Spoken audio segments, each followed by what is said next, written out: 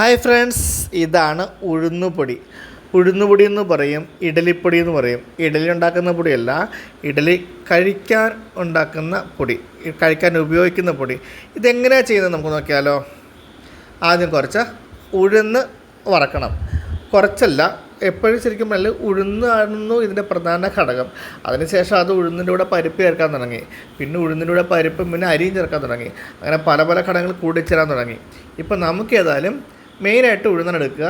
അപ്പോൾ ഒരു 2 ഗ്ലാസ് ഉഴുന്നെടുക്കുകയാണെന്നുണ്ടെങ്കിൽ അത് നന്നായിട്ട് വറക്കണം, ചുമക്ക വറക്കണം. ചുമക്ക വറക്കുക എന്ന് പറഞ്ഞാൽ എന്താ പറയണേ, ഇതിപ്പോൾ ഈ പരുവത്തിൽ താഴത്ത് ഈ പരുവത്തിൽ ഉഴുന്ന് വറുത്ത് കിട്ടണം.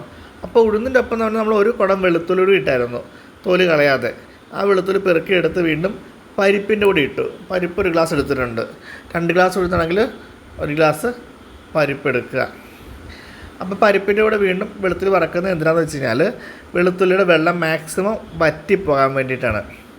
അതിൻ്റെ കൂടെ കുറച്ച് കറിവേപ്പിലയും കൂടി നമ്മൾ ചേർത്ത് കൊടുത്തു. അപ്പോൾ പരിപ്പും നന്നായിട്ട് വറക്കണം. ഉഴുന്ന് വറുത്ത പോലെ തന്നെ പരിപ്പ് വറക്കണം. അപ്പോൾ പരിപ്പ് മൂത്ത് വരാറാകുമ്പോഴേക്കും നമുക്ക് ഒരു പിടി കുരുമുളക്, നിങ്ങളുടെ രുചിക്കനുസരിച്ച് കുരുമുളക് കൂട്ടിയും കുറച്ചുമൊക്കെ എടുക്കാം. അപ്പോൾ പരിപ്പായി, ഉഴുന്നായി, കുരുമുളകായി, വെളുത്തുള്ളിയായി, കറിവേപ്പിലയായി. അപ്പോൾ അത് പരിപ്പ് നന്നായിട്ടൊന്ന് മൂത്ത് വന്നിട്ടുണ്ട്. അത് നമുക്ക് വേറെ പാത്രത്തിലേക്ക് മാറ്റാം. നമുക്ക് ഉഴുന്നിൻ്റെ കൂട്ടത്തിലേക്ക് മാറ്റിയാലും മതി, കുഴപ്പമൊന്നുമില്ല. എല്ലാവരും ഒരുമിച്ച് പിടിക്കാനുള്ളതാണ്. അപ്പോൾ ഇനി നമുക്ക് കുറച്ച് അരി കൂടി വറക്കാം. അപ്പോൾ ആ പരിപ്പിൻ്റെയും കൂടി കുറേശ്ശെ പകുതി മതിയാകും അരി. അതായത് ഒരു പിടിയൊക്കെ നമ്മൾ ചേർക്കാറുള്ളൂ സാധാരണ. പിന്നെ കഴിഞ്ഞ നേരത്തെ ഒരു ബാച്ചിലെ പോലെ പഠിപ്പിച്ച് ഉഴുന്ന് പൊടിയാണ്, അതിൻ്റെ കൂടെ നമ്മൾ കുറച്ച് അരി ചേർക്കുമെന്ന് പറഞ്ഞു. അങ്ങനെ പറഞ്ഞപ്പോൾ ആ ചേച്ചി എന്ത് ചെയ്തു, ഉഴുന്നിന് വില കൂടുന്നതനുസരിച്ച് അരി അങ്ങ് ചേർത്ത് അവസാനം അരിപ്പൊടി മാത്രമായി, മറ്റേ വറപൊടി പോലെ ആയിപ്പോയി. അത് കണ്ടപ്പോൾ എനിക്ക് സങ്കടമായിപ്പോയി. കാര്യം അവർ നമ്മൾ മായം ചേർക്കുമല്ല, പക്ഷേ എന്നാലും അങ്ങനെ കാണിക്കുന്ന ഒരു പരിധിയൊക്കെ ഇല്ലേ. ഉഴുന്നുപൊടി തന്നെ വേണമല്ലോ. അപ്പോൾ ഉഴുന്ന് വറുത്ത് മാറ്റുക, പരിപ്പ് വറുത്ത് മാറ്റുക, പിന്നെ അരി വറക്കുക.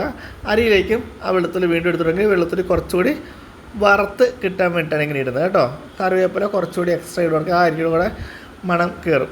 ആ അരിക്കൂടി കുറച്ച് കറിവേപ്പിലയുടെ മണം കിട്ടാൻ വേണ്ടിയിട്ട് കറിവേപ്പിലയും കൂടി അരിയുടെ കൂടെ ഇട്ട് നല്ല പൊട്ടിക്കണം. നല്ല അരി പൊട്ടത്തില്ലേ, പ്രവടാതെ പൊട്ടും, നമ്മുടെ പൊരിയാവത്തില്ലേ, ആ അവസ്ഥയിലേക്ക് അരി കടക്കണം, എന്നാലും രുചിയാവത്തുള്ളൂ.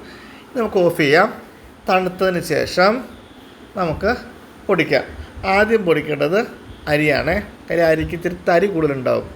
അപ്പോൾ അരി പൊടിച്ച ശേഷം നമുക്ക് അതിലേക്ക് കുറച്ച് കായം ചേർത്ത് കൊടുക്കാം. നിങ്ങളുടെ മണത്തിനും രുചിക്കും അനുസരിച്ച് കായം കൂടുതലും കുറച്ചും ചേർക്കാം. ഞങ്ങൾക്ക് കുറച്ച് കായം കുറച്ച് കൂടുതൽ വേണം. അപ്പോൾ കായം ചേർത്തു. ഇനി നമുക്ക് മുളക് പൊടി ചേർക്കാം. അതെല്ലാം മുളകാണ് ചേർക്കുന്നതെങ്കിൽ മുളക് ഇതുപോലെ വറുത്ത് ചേർക്കാം കേട്ടോ. പരിപ്പിനോട് തന്നെ മുളക് വറുത്ത് ചേർക്കാം. ഇപ്പോൾ ഞാൻ മുളക് പൊടിയാണ് ചേർക്കുന്നത്. അപ്പോൾ ഇതൊന്ന് മിക്സിയിൽ പൊടിച്ചെടുത്തു. ഇനി നമുക്ക് ബാക്കിയുള്ള ചേരുവകൾ ചേർക്കണം. ഉപ്പ് കൂടി ചേർത്ത് കൊടുക്കണം. ഉപ്പ് ചേർത്ത് ഒന്ന് കറക്കിയിട്ട് മാറ്റി വയ്ക്കാം. ഇനി നമുക്ക് പരിപ്പും ഉഴുന്നും കുരുമുളകും എല്ലാം കൂടി ഓരോന്നും എല്ലാം വറുത്ത് മാറ്റുക. എന്നിട്ട് ഒരു ചട്ടിയിലേക്ക് ഇട്ടിട്ട് ചൂടാക്കൊന്നും വേണ്ട കേട്ടോ, നന്നായിട്ട് മിക്സ് ചെയ്യുക. നമ്മളുടെ ദോശയ്ക്കും ഇഡ്ഡലിയുടെയൊക്കെ കൂടെ കഴിക്കുന്ന ഇഡലി പൊടി അല്ലെങ്കിൽ ഇഡലി ചട്നിപ്പൊടി റെഡി ആയിട്ടുണ്ട്. അപ്പം എല്ലാവരും ഒന്ന് ട്രൈ ചെയ്ത് നോക്കുക.